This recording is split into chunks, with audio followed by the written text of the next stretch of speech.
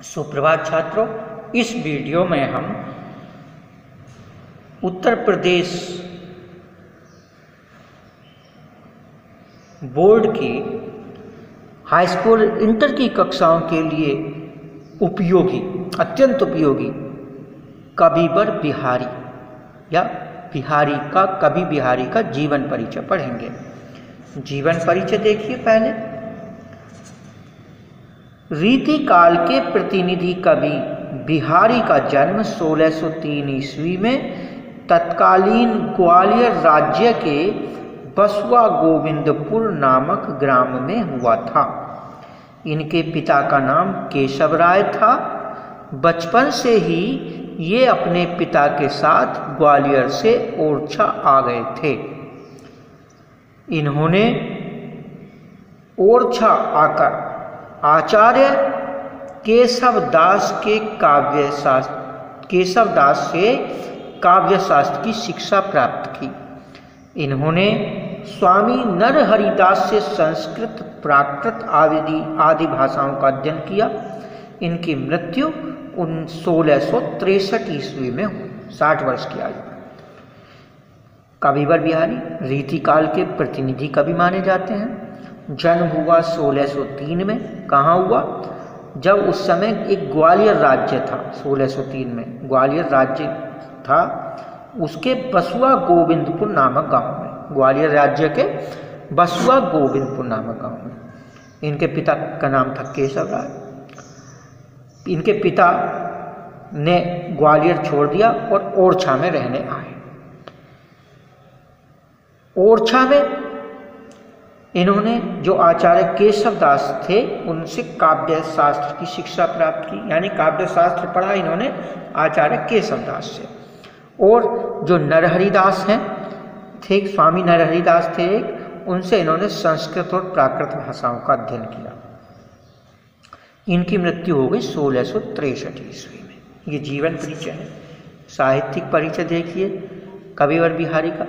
कविवर बिहारी ने 700 से अधिक दोहों की रचना की है।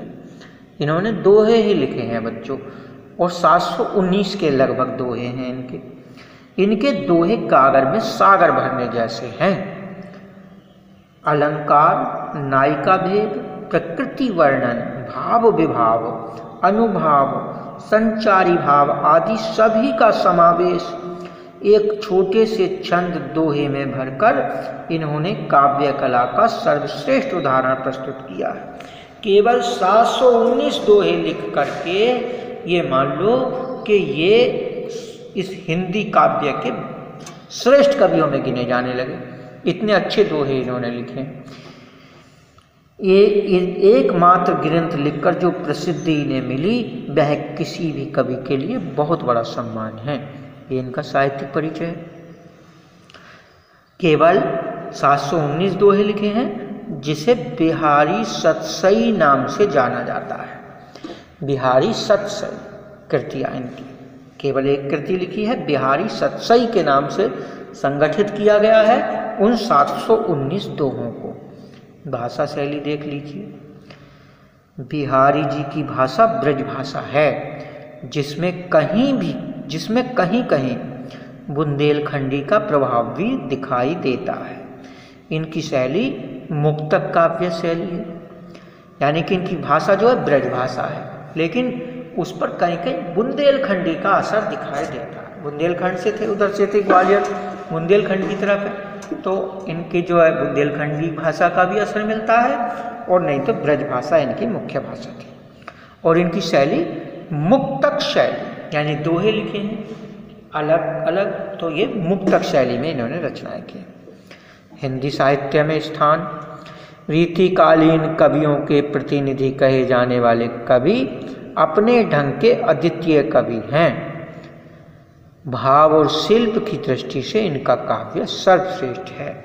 ये इनका हिंदी साहित्य में स्थान है। इस तरह से ये पूर्ण रूप से महाकवि या कविवर बिहारी का जीवन परिचय है। इस तरह से जैसे हमने पढ़ाया, आप अगर लिखेंगे तो निश्चित ही अच्छे अंकों की आपको प्राप्ति होगी। धन्यवाद।